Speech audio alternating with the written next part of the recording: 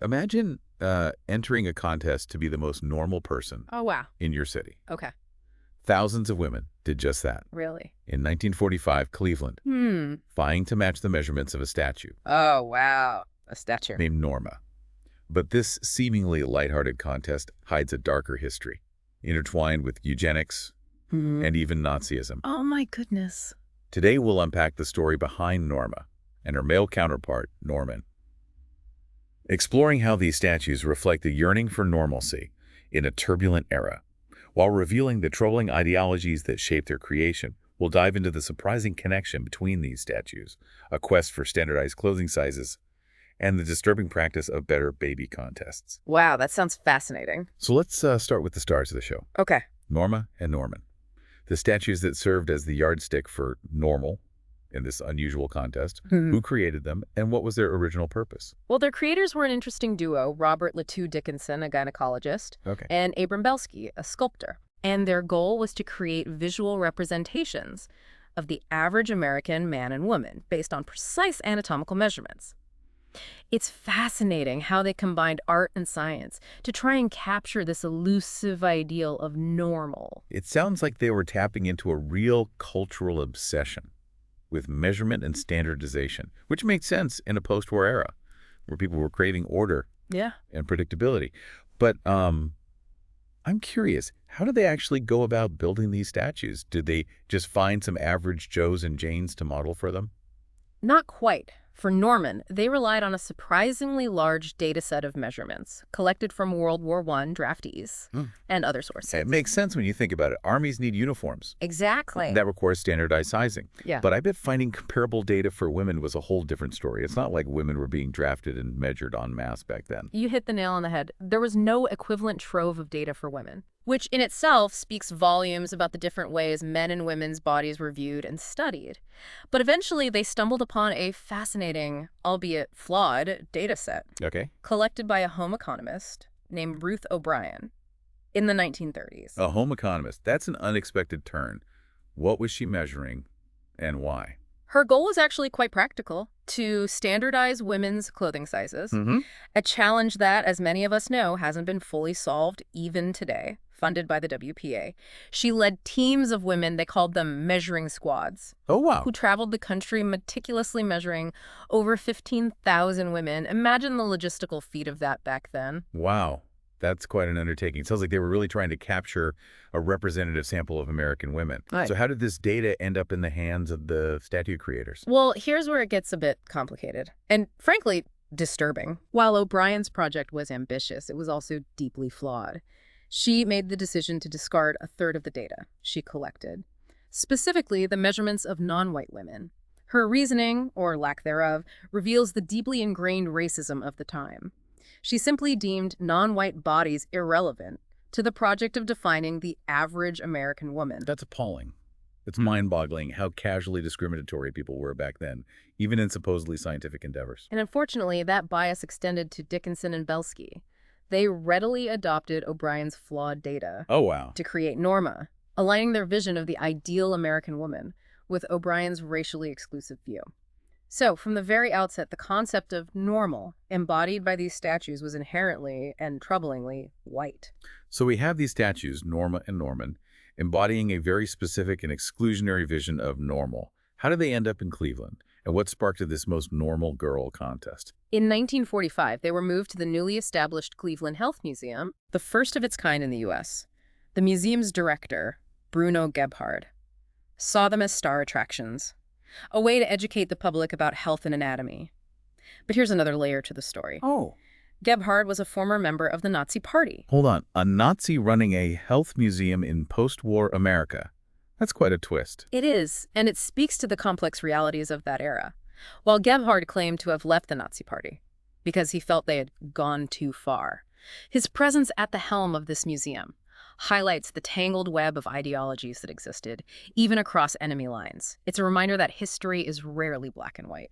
That's a sobering thought. So how did this former Nazi come up with the idea for the most normal girl in Cleveland contest? He teamed up with the Cleveland Plain Dealer newspaper to generate publicity for the museum and the statues. The premise was simple: find the woman whose measurements most closely matched Norma's, crown her the most normal, and voila! instant fame. What a time to be alive. But Yeah. seriously, what was the public response like? Did people actually buy into this quest for normalcy? The response was overwhelming. Nearly 4,000 women submitted their measurements, and many participated in public measuring events. Wow. It was a testament to the public's yearning for a return to normalcy after a decade of hardship, the Depression, World War II, and a desire to align themselves with the scientifically sanctioned ideal. It's fascinating how something as seemingly simple as body measurements could tap into such deep-seated desires and anxieties. But let's not forget the historical context. This contest was happening mere weeks after the atomic bombings of Hiroshima and Nagasaki. That juxtaposition is truly striking, isn't it? While the world grappled with the terrifying dawn of the nuclear age, here in Cleveland, people were lining up to be judged against an idealized, and as we've seen, inherently flawed standard Yeah. of normal. So who emerged as the most normal girl in Cleveland? Did they actually find someone who perfectly matched Norma's measurement? Well, that's the thing about averages. They're statistically rare, even with thousands of participants. No one perfectly embodied Norma. The winner, however, was a 23-year-old woman named Martha Skidmore, a ticket seller at a movie theater, and a former Rosie the Riveter. That's an interesting snapshot of the times. A young woman who had contributed to the war effort, now celebrated for her normalcy. I wonder what Martha's life was truly like beyond those newspaper headlines. It's a great question, and one that speaks to the limitations of labels like normal. The contest painted a very specific picture of Martha: average, wholesome, untroubled.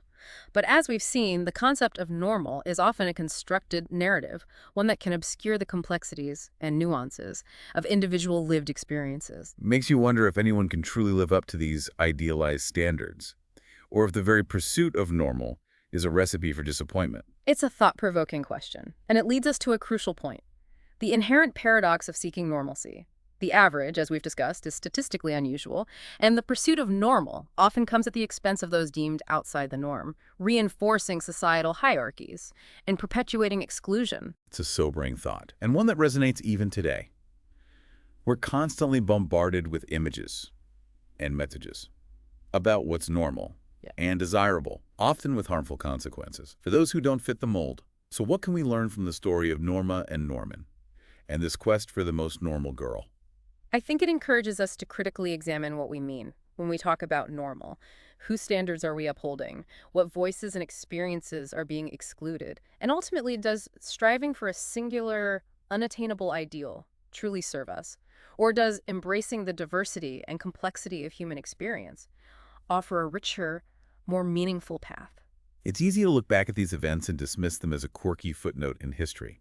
But I think there's a deeper lesson here about how seemingly innocuous concepts like normal can be weaponized to reinforce power structures and justify discrimination. Absolutely. And it's important to remember the broader historical context of eugenics, which was incredibly popular in the early 20th century, not just in Nazi Germany, but in the US and many other countries as well. It's easy to forget just how mainstream eugenics was back then. We tend to associate it with Nazi Germany. But the truth is, it was embraced by prominent figures and institutions in the U.S. and many other countries. Absolutely. Eugenics was seen as a scientific approach to improving society, with proponents arguing that traits like intelligence, morality, even criminality were inherited. So the logic goes, if you can encourage the right kind of people to reproduce, those deemed physically and mentally fit, you can create a better society. That was the core belief, and it led to some truly horrifying policies, including forced sterilization of those deemed unfit, often targeting marginalized communities. It's a chilling reminder that scientific ideas, even when widely accepted, can be deeply flawed and used to justify terrible acts. The story of Norma and Norman and the contest that followed may seem like a bizarre sideshow, but it reflects this larger trend of using scientific language and imagery to promote eugenicist ideas. It's like they were trying to make eugenics palatable, even appealing, by presenting it as a quest for the ideal, the normal. Precisely. And that's where the danger lies.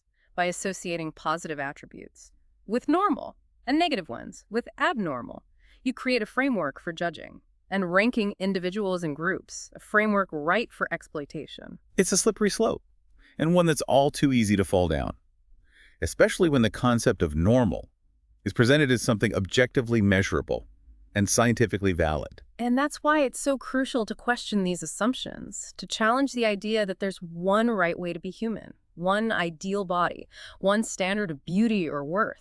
It makes you wonder if Martha Skidmore, the most normal girl in Cleveland, ever felt the weight of that label, the pressure to conform to an ideal that was ultimately unattainable and, frankly, quite arbitrary. It's a thought-provoking question, isn't it? We often celebrate those who seem to embody societal ideals. But what's the personal cost of that recognition?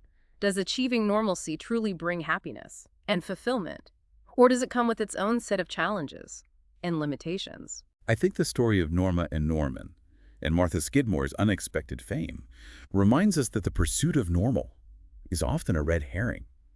It distracts us from celebrating the diversity and uniqueness of individual lives and experiences. And it prevents us from creating a society that values inclusion and acceptance, one where everyone feels seen and valued, regardless of how well they fit into predefined categories. So what does this all mean for us today?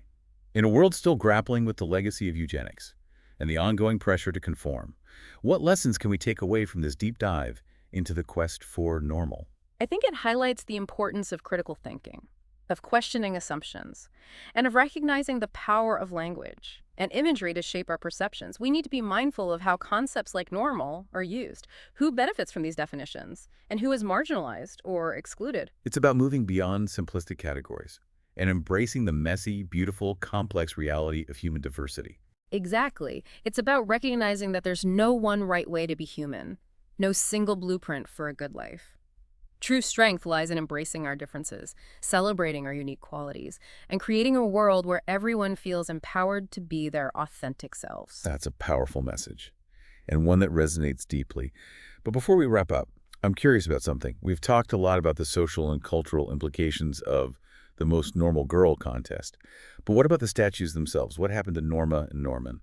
Well, their journey is actually quite fascinating. After their stint in Cleveland, they embarked on a rather unexpected tour, gracing the halls of department stores, and even a traveling exhibition of the human body. Wait, hold on. Department stores, that seems like an odd pairing. What were they doing there? It speaks to the evolving cultural fascination with the human body and the desire to make scientific knowledge more accessible to the public. Department stores, with their wide reach and consumer-oriented focus, became unlikely venues for displaying these anatomical wonders. It's like a bizarre mashup of science Right. and consumerism. Imagine shopping for shoes and stumbling upon a life-size nude statue. It must have been quite a sight.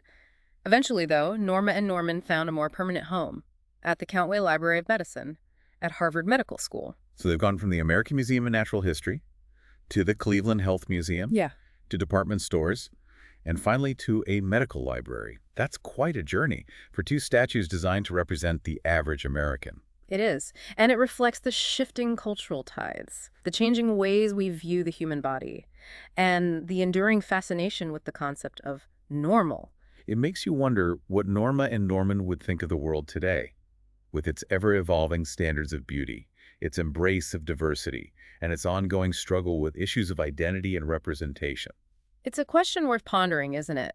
These statues, created in a time obsessed with standardization and conformity, now stand as silent witnesses to a world grappling with the complexities of individuality and the ever-shifting boundaries of what's considered normal. Their journey is a testament to the enduring power of art and science to spark conversation, challenge assumptions, and remind us that the human story is far more nuanced and multifaceted than any single ideal can encompass. It's amazing how these statues intended to represent a fixed ideal have become symbols of an ongoing conversation about who we are and who we aspire to be. And that's perhaps the most valuable takeaway from this deep dive. Yeah. Normal is not a destination, but a journey. It's a constantly evolving concept shaped by social forces, cultural values, and individual experiences. It makes you think about all the other norms we take for granted, all the unwritten rules that govern our lives. From beauty standards to gender roles to expectations about success and happiness, we're constantly navigating a complex web of norms, often without even realizing it. And those norms, just like the measurements of Norma and Norman, can be limiting, exclusionary, and ultimately quite arbitrary. Exactly. It's essential to cultivate a critical eye, to question the status quo, and to consider whose voices and perspectives are being silenced or marginalized in the process. So what can we do as individuals to challenge these limiting norms and create a more inclusive and equitable world? I think it starts with awareness. Yeah. Right.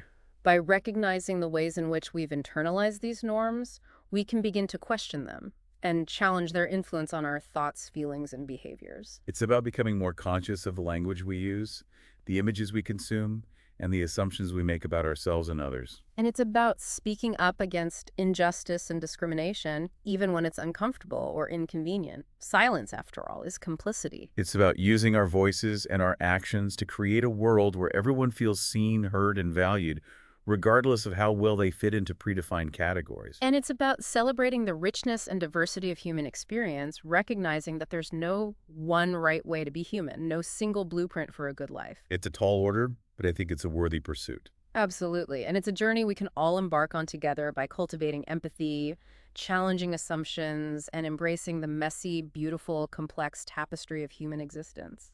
This deep dive has certainly given me a lot to think about. I'm glad to hear it. Remember, true normalcy lies not in conformity, but in embracing our shared humanity and celebrating the unique qualities that make each of us who we are. Martha Skidmore may have been crowned the most normal girl, but perhaps true normalcy lies in recognizing that there's no such thing as normal. Each of us is a unique blend of experiences, perspectives, and possibilities. And that's something to celebrate, not erase. This has been quite the deep dive. We've explored a seemingly simple contest that led us down a rabbit hole of eugenics, Nazi connections, the pursuit of idealized bodies, and the ever-shifting concept of normal. And hopefully along the way, we've sparked some curiosity, challenged some assumptions, and left you with some thought-provoking questions to ponder. If anything resonated with you from this episode, we encourage you to keep exploring, keep questioning, and keep sharing your own deep dives with others. Because in a world saturated with information, it's the thoughtful engagement with ideas, the willingness to look beyond the surface, and the courage to challenge the status quo that truly matter. That's it for this episode of The Deep Dive. Until next time, keep diving deep and keep questioning everything.